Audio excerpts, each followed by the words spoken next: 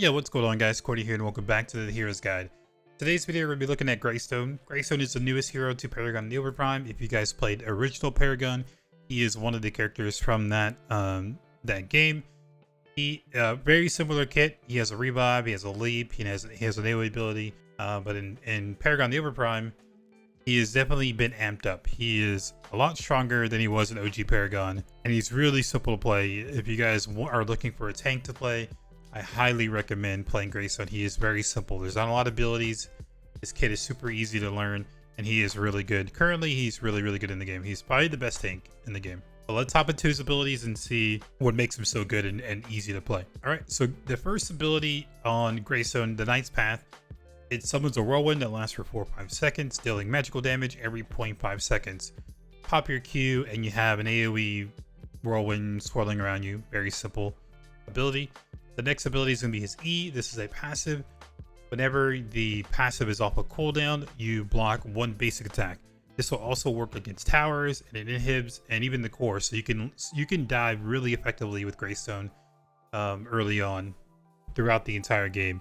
He can stay alive really long in a tower and just absorb so much. The next is going to be Greystone's basic attack. Very simple, nothing special here, just a standard basic attack there. Greystone's leap is going to be pretty simple as well. Like, his kit is really easy. He's going to leap to a target location, and you're going to deal magical damage, and that's it. That's all the things in the kit. Greystone's ultimate ability is going to be a passive. Whenever you die, you're going to revive yourself. You're going to slow nearby enemies in the area. Whenever you land on the ground, you're going to knock up those people airborne, dealing true damage. And you're also going to recover max health and max mana back. At level 1, it goes for 40% health and mana, all the way to 60% health and mana. So late game, you're getting a big health pull back. You can survive so much longer, tank a lot more, block more shots. He is a really good frontline and really strong in this game. But yeah, he's also really simple. You have an AoE ability, you have 2 passives, and you have a leap.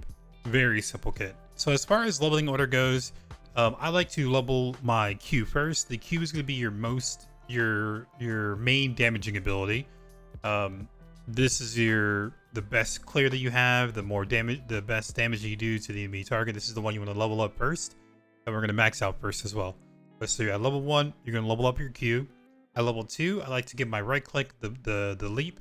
This allows me to engage, disengage. So we're going to level up that next. At level 3, it's not a bad idea to put another point into your Q. You can go ahead and put a point into your 3 if you would like to get that block, but at this stage of the game, having more damage for clearing if you're playing him in the jungle or if you're playing him in lane is not terrible, and his damage is pretty good as well. From there, I'm going to level up my E just to get a point into that one, and then we're going to go back and max out the Q. The ultimate whenever we can. The ult's going to be a priority. It's really good. Lower the cooldown and increase your revive health pull back. After that, we're going to go back into the Q, max Q first. Here, I like to level up the leap. I think some people might like to level up the passive just to get more block stacks or more blocked attacks more often. But for me, I think the leap kind of allows me to keep engaging or disengage. It allows me to make more opportunities, more plays with the leap, lowering the cooldown and also dealing a little more damage, because you don't really have a lot of damaging abilities aside from your Q. So from there, we're going to go back and max out the Q, the leap whenever we can, ultimate whenever we can, leap, passive, and then ultimate, and then finish out with the passive. So this is my leveling order for Greystone. Okay, so going into how I build Greystone. Now, before we get into this, I just want to let you guys know that these items do change. There's 2 patches every month, and items do change often. Now, also, some people like to go damage on Greystone. I mean, I've been seeing a lot of different unique builds. People are trying out builds for Greystone, going in damage. He is a magical damage dealer, so there's been some other magical damage items. I've seen one build where the Marauder's Watch, where whenever you basic attack or use an ability, it resets the cooldown. So people are doing that to keep constant pressure on with the Q. It's constantly off a cooldown. But for this build, I'm just gonna give you guys pull on tank. This is how I recommend playing him, especially if you're newer, just to make it easier for you. Really simple build. Use this in, and you should be okay. So for Greystone, you can play him in jungle. You can play him in solo. If you're gonna go jungle, of course, get the Destroyer Stone, get the rechargeable health.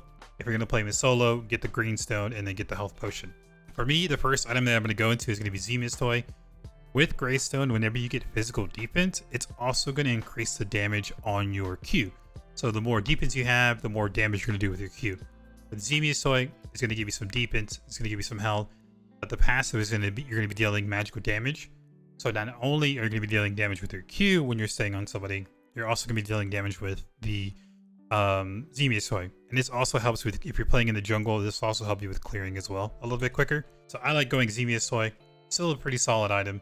Next, it's going to be, there's two options here. So next, we can either go to a magical defense item, or we can go into another physical defense item. If they are building crit, if they're starting to build crit, and their damage healer is doing really well, their caster or their ranger is doing really well, then and they're building crit, then I would go into Guardian Paladin. If they're not, if they're going to maybe a lifesteal build, then I would get Zing's Claw Bearer. Any one of these items are really well. It's going to give you health. It's going to give you some cooldown, deep physical defense, so your Q's going to be doing more damage. So either one of these items is going to be really well. If they're going into magical, if the magical caster is doing really well, or if there's multiple casters on the enemy team, then items I would recommend going into is going to be either Pendant, a Confinement, or a Swamp Cloak. Actually, there's one more item on here that I did not put. For magical... Oh wait, there it is, Tenacity, sorry. We're gonna do Tenacity. Tenacity is really good. These are it's a situation item, but it's really good. But Confinement and Swamp Cloak, they're gonna give you magical defense, health, and then CDR. Okay, both kind of similar. But the passive is on Pendant. It's gonna, whenever you do a basic attack, you're gonna be dealing bonus damage, but also you're gonna slow that target. So being able to slow that target, that way you can constantly stay in front of them, constantly have your Q active on them, have the Xemia's Toy proccing on them. You're gonna be in their face. You're gonna be blocking their damage every now and then with your passive. And if they leap, you can follow their leap. But I like to go either Confinement or Swamp Cloak.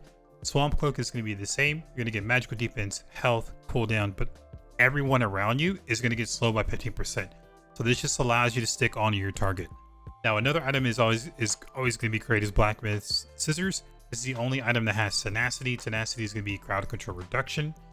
So if there's a lot of CCs on the enemy team, if there's a lot of freezes or stuns, whatever it may be, if you're getting a lot of crowd control on you, Blacksmith Scissors is really good at helping you kind of reduce that CC. And then, of course, Healing Nano Machines is a really great item. It's going to give you a lot of health. It's going to give you some regen, more CDR. That way you can leap more. You can use your Q more often. And then the passive, when you're out of combat, you're going to get some max health. With Greystone, getting a lot of healthy items is really good as well.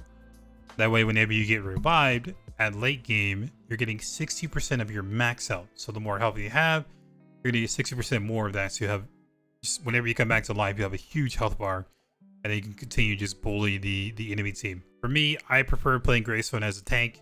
He's a really good tank. He is probably, again, the best tank in the game right now. Very simple to play. If you're new, easy character to pick up. I highly recommend it.